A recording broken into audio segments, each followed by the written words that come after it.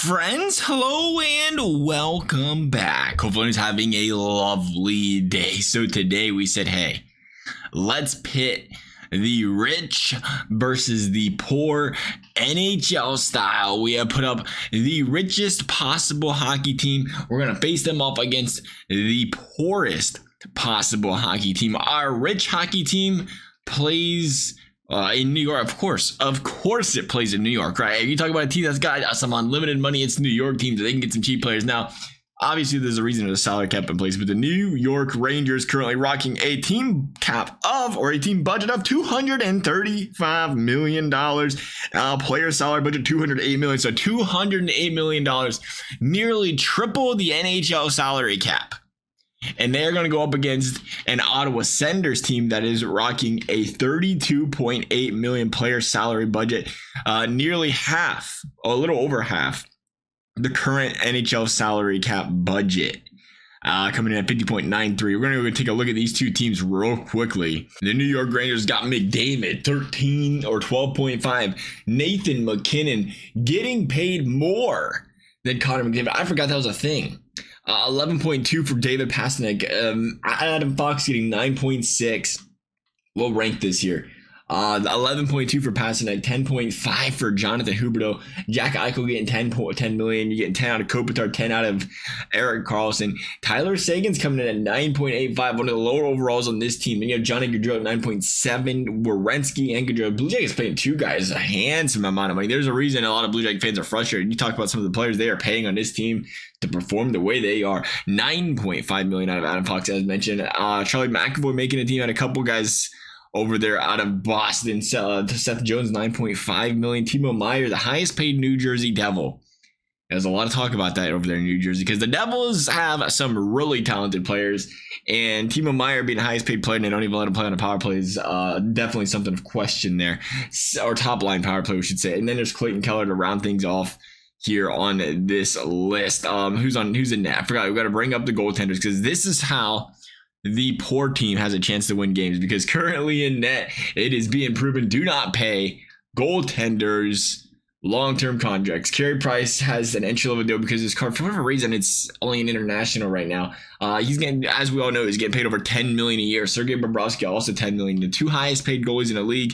Both of them seeing better days. Of course, Bobrovsky lit it up last postseason. Then looking at the Ottawa Senators and this team of all very, how did Lawson Cross end up here? Lawson Cross is going to have to go. Sorry, Lawson Cross. I don't know what you're doing here. My mistake. You're going to go. So we'll get him off the team. After Lawson Cross, though, you have Joel Edmondson. The rule here was $2 million and under. $2 million and under was how you made this team. I tell you what is a lot more difficult than I thought. I always think there's a lot of really talented players with entry-level contracts, but they really don't, for whatever reason, EA is like, nothing over an 82. It seems like an 82, 83 is like their max for a lot of these guys. Nonetheless, Edmondson, 1.75. You have Hartman, that's a good addition there, 1.7. Durzee's been playing solid, 1.7, 1.65 out of Tony DeAngelo. Hagel is one of the biggest additions of this team. He's going to be on the first line at an 85 overall. Yeah, Bedard. Again, Bedard is one of those. I thought he'd be a higher overall. I guess he's a rookie. They only upgrade him so fast. But he could be the cornerstone of this team. He's going to have to put up a lot of points for this team to win some hockey games. Again, just taking a look at the lines real quickly here. This is McDavid, Panarin, Pastrnak on the first unit. Good freaking luck. Keller, McKinnon, Meier, Ovechkin, Aho, Barzal. I mean, this team is disgusting. You want to get a +4, +5 across the board with the synergies going. Just align the greatest players in the NHL right now together, and it magically seems to all connect just fine. Then Ottawa's got Bedard, Hagel, Seth Jarvis, Lucas Raymond, Kent Johnson, Blue Jacket legend, Hartman, Mercer, McTavish. I mean, they got some very talented young players. EA hasn't really upgraded their overall a lot so far. That's kind of the big issue they're running into here. Sider's going to be a big addition. Owen Power, same story. The goaltenders, I think I forgot to show you guys the goaltenders. Antti Ranta and Laurent Brossoit, they're in net. Let's go ahead and jump into this best of 7 series. Rangers, Ottawa, best of 7. Which team can come out on top here? I mean, this is going to be, it feels like it's going to be a mugging. But anything's possible. They do have a bunch of average players, a little bit below average. So it's not like it's terrible. It's just they're going up against such a dominant team. Ottawa's going to jump ahead 1-2 early. The young studs getting the puck in the back of the net against Sergei Bobrovsky, Connor Bedard, Matty Beniers. All of a sudden, you know what? Oh my goodness. This is why you can never, sometimes voting the super teams don't work. New York kind of learned that last year. You just throw all these talented players together and it's not guaranteed to work. Sometimes the chemistry is just not there. I mean, this team's got the bottom 6 players that are good bottom 6 players. Meanwhile, New York, these guys ain't used to being grinders. These guys are goal scoring, point producing machines. Ottawa's gonna jump ahead to a 1-0 series lead. The poor team looking like winners right now. They've done more with less in their history. David Pastrnak, Charlie McAvoy on Antti Ranta making a couple goals there. Seth Jarvis on Bobrovsky. Ranta, the type of goalie that can go out there and stand on his head as well, help this team win. Rangers going to jump ahead 3-2 in this one. Edmondson with the goal. McKinnon with the goal. Here we go. Period number 3. Ottawa trying to jump out to a 2-0 series lead at home. Going to need another goal, and there it is. Connor Bedard doing it again. Connor Bedard, I don't care what that overall is. Connor Bedard's going to play like Connor Bedard plays. He's used to playing with this kind of team. That's what we've been playing with all season in Chicago. You put him on Ottawa, he says, this is normal to me.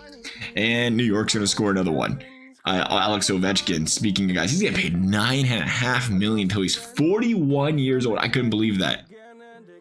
Did he just recently get that contract? Because that's a lot to be when you're getting paid when you're 41. It might not have been recent. I guess back in the, no, it was, right? 9.5. That seems recent. I would say back in the day they had you have the 8-year cap on the contracts.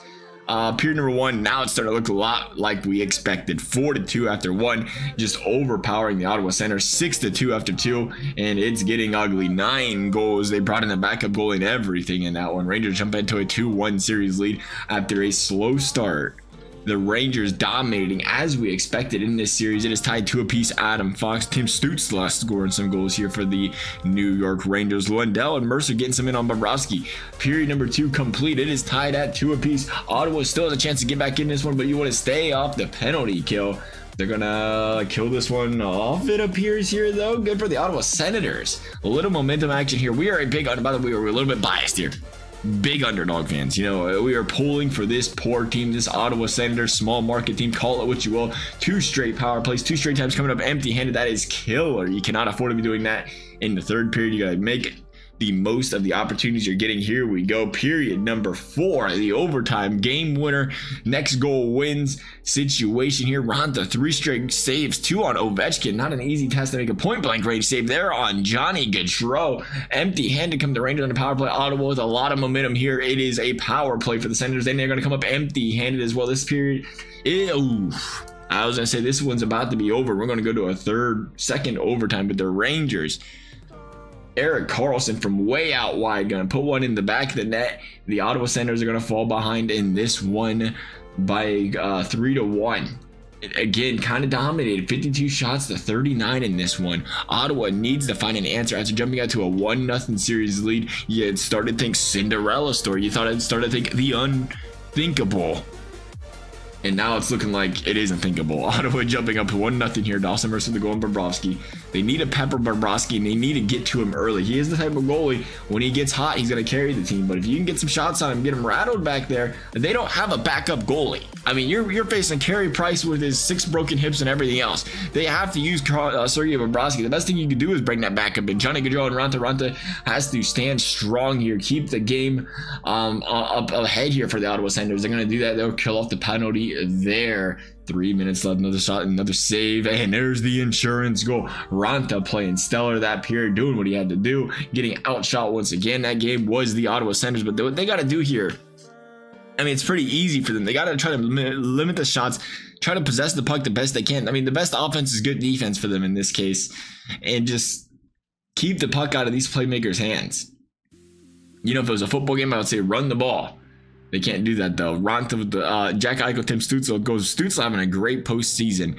Bedard with another goal as well. Speaking of great postseasons, it's 4-3 Ottawa. Ottawa is powering back into this series. They are up 1 goal heading into the third period. Connor Bedard, Owen Power, these young studs starting to really spin circles. There's the insurance goal, 5-3. Dawson Mercer having an outstanding postseason as well here. An outstanding series. Big right in front of Bobrovsky. There's not much you can do there. There's another one.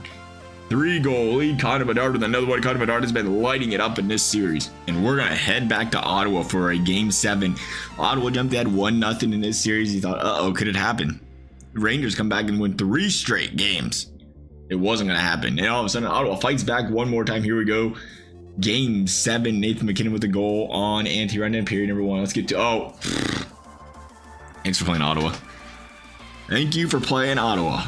MacKinnon, McDavid, Pasternak, Ovechkin, the best of our generation, doing what they need to do in Game 7. To say the very least, this one's all but over. Barring a miracle, the Ottawa Senators put on an absolute show, though, for this series. You would have thought they had no chance. You would have thought they had no chance. It felt like worst team in the league, and they go up against the best team in the league, and they take it to a 7-game series. Granted, they get embarrassed in the final game, losing 8-1. They put on an absolute show. They played out their hearts. And just looking at the points, look at MacKinnon, 16 points in 7 games played. I want to see how Bedard did. Bedard is nasty. Yeah, he had 10 points, second most points, 10 points in 7 games played. MacKinnon just outstanding that series. As far as the goaltenders are concerned, Bobrovsky 877. Again, if there was a weakness, it was the goaltenders that gave him a chance. Ronta outplayed Bobrovsky in this one. Nonetheless, that's going to wrap things up for this video. As always, if you all enjoyed the video, you liked it, I'd appreciate you liking and subscribing. You never have to. Thank you all for watching. We'll see you next time.